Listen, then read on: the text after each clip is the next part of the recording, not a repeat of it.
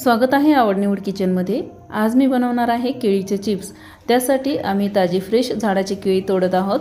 तर आमच्या गार्डनमध्ये भरपूर केळीचे झाडं आहेत आणि बऱ्याच झाडांना केळी आलेली आहे। हा केळीचा घड छोटाच दिसत आहे, कारण या केळीच्या घडाचे अगोदर पण मी केळं तोडले होते चिप्स बनवण्यासाठी। माझे मुलं आले होते सुट्ट्यामध्ये तेव्हा, पण मी तेव्हा काही रेसिपी केली नव्हती। आज मात्र मी उपवासासाठी स्पेशल केळीचे चिप्स बनवणार आहे। केळीचे चिप्स बनवण्या अगोदर केळी स्वच्छ धुवून घेऊ। घरच्या झाडाची जरी केळी असली तरी त्यावरती धूळ बसत असते, त्यामुळे अगोदर केळी स्वच्छ धुवून घ्यायची। केळी स्वच्छ धुवून घेतल्यानंतर कपड्याने पुसून घ्यायची, त्यानंतर यावरचे साले काढून घ्यायचे। केळीच्या चिप्सची रेसिपी या अगोदर सुद्धा मी चॅनलवर अपलोड केलेल्या आहेत, एक शॉर्ट रेसिपी आणि एक मोठी रेसिपी। तुम्ही जर पाहिली नसेल तर नक्की पहा, तेव्हा पण केळीचे चिप्स खूप छान झाले होते। पण मी आज स्पेशल उपवासासाठी केळीचे चिप्स बनवत आहे।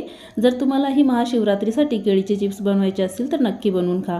केळीचे चिप्स बनवायला खूप सोपे आहेत। याच पद्धतीने मी सर्व केळी सोलून घेतल्या, त्यानंतर एका वाटीमध्ये थोडंसं पाणी घेतलं, त्यामध्ये 1 चमचाभर मीठ घातलं। चला आता केळीचे चिप्स तळून घेऊ। केळीचे चिप्स तळण्यासाठी मी इथे गॅसवर कढईमध्ये तेल गरम करायला ठेवलं। तेल गरम झालंय, आता यामध्ये केळीचे चिप्स सोडायचे।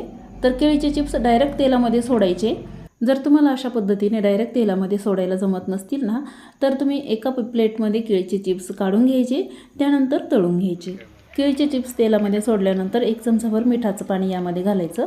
मिठाचं पाणी घालताना सांभाळून घालायचं, खूप तडतड उडतं। तेलाचा तडतड आवाज पूर्ण बंद झाल्यानंतर केळीचे चिप्स काढून घ्यायचे। तसेही खूप कुरकुरीत होतात हे केळीचे चिप्स, लगेच समजतं कुरकुरीत झाल्यानंतर काढून घ्यायचे।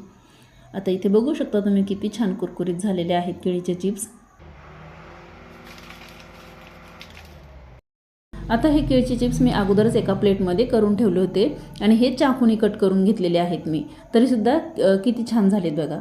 चाकूने थोडेसे पातळ पातळ कट केले ना तरीसुद्धा छान होतात। आता हे चिप्स तळताना यामध्ये मी मिठाचं पाणी घातलं नाही, तरीसुद्धा हे कुरकुरीत झालेत। मिठाचं पाणी नाही घातलं तरीही चालतं, तुम्हाला जर आवडत नसेल तर नाही घालायचं, किंवा मग तडतड आवाज येतो त्यामुळे नसेल घालायचं तुम्हाला मिठाचं पाणी, तरीसुद्धा तुम्ही नाही घातलं तरी चालेल। आता याच पद्धतीने बाकीचे चिप्स मी बिना मिठाचे तळून घेतले, त्यानंतर सर्व चिप्स एका प्लेटमध्ये काढून घेतले।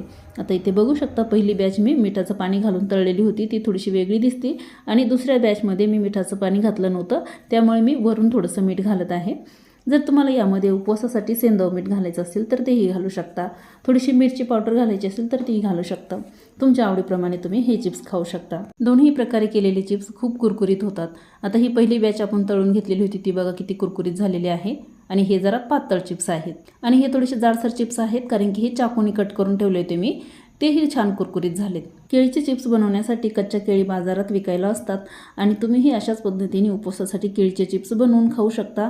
आणि हे केळीचे चिप्स उपवासासाठी खायला खूप पौष्टिक असतात, त्यामुळे महाशिवरात्रीच्या उपवासासाठी नक्की बनवून खा। महाशिवरात्रीनिमित्त सर्वांना खूप खूप शुभेच्छा। आजची ही केळीच्या चिप्सची रेसिपी तुम्हाला आवडली असेल तर व्हिडिओला लाईक करा, चॅनलला सबस्क्राईब करा आणि बेल आयकॉन दाबायला विसरू नका। पुन्हा भेटूया अशाच एका नवीन रेसिपीसोबत आवड निवड किचनमध्ये। धन्यवाद।